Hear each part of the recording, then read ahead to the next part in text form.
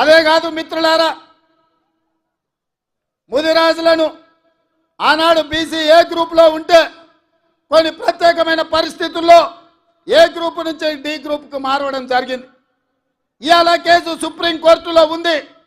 కేసీఆర్ నిర్లక్ష్యం వల్ల, కేసీఆర్ పట్టించుకోకపోవడం వల్ల, కేసీఆర్ సమర్థవంతమైన వాదన తెలంగాణ ప్రభుత్వం నుంచి సుప్రీంకోర్టులో వినిపించకపోవడం వల్ల ఇవాళ ఎన్నో లక్షలాది ఉద్యోగాల నియామకాలలో ముదిరాజు బిడ్డలకు అన్యాయం జరుగుతుంది. ఇవాళ ముదిరాజులను బీసీ డి గ్రూప్ నుంచి ఏ గ్రూపులకు మారవాలి అని అంటే ఈ గడ్డ మీద మళ్ళా కాంగ్రెస్ పార్టీ జెండా ఎగరాలి. మీ తరపున సిపాయిగా ఢిల్లీలో కొట్లాడాలి అంటే మీ వాదన బలంగా వినిపించాలి. మంచి మంచి వకీళ్లను పెట్టి వాదించాలి అంటే వంశీచంద్రెడ్డి ఢిల్లీలో ఎంపీగా ఉండాలి. ఇవాళ ముదిరాజ్ సోదరులు, నేను ఒక్క మాట ఇవ్వదలుచుకున్న ప్రత్యేకంగా ఈ రాష్ట్రంలో ఉన్న తెలంగాణలో ఉన్న 10% ముదిరాజు బిడ్డలారా మీరు ఆలోచన చేయండి.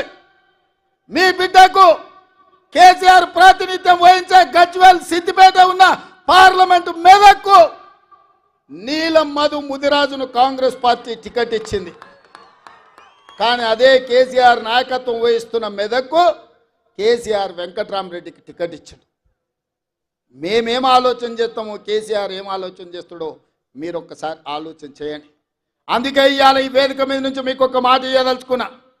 మెదక్లో నీలం ముదిరాజుని గెలిపించండి, మహబూబ్నగర్లో వంశీచంద్రెడ్డిని గెలిపించండి, తెలంగాణలో 14 సీట్లు ఇవ్వండి. ఆగస్టు 15 తారీఖు లోపల మీ ముదిరాజు బిడ్డను మంత్రిని చేసే బాధ్యత నాది.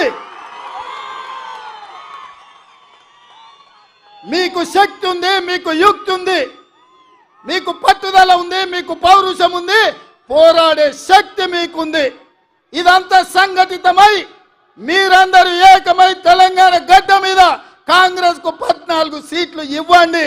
మీ బిడ్డను 15 ఆగస్టు తిరిగే లోపల మంత్రిని చేసే బాధ్యత నేను తీసుకుంటా, మీకు మాట ఇస్తున్నా అని చెప్పి నేను ఈ వేదిక మీద నుంచి మీకు చెప్తున్నా. మిత్రులారా, రాజకీయంగా ఇవాళ ముదిరాజులు వెనుకబడ్డారు, మా మాదిగ సోదరులు వెనుకబడ్డారు. ఉద్యోగ ఉపాధి అవకాశాలలో వాళ్ళకు రావాల్సిన అవకాశాలు రాక, పీజీలు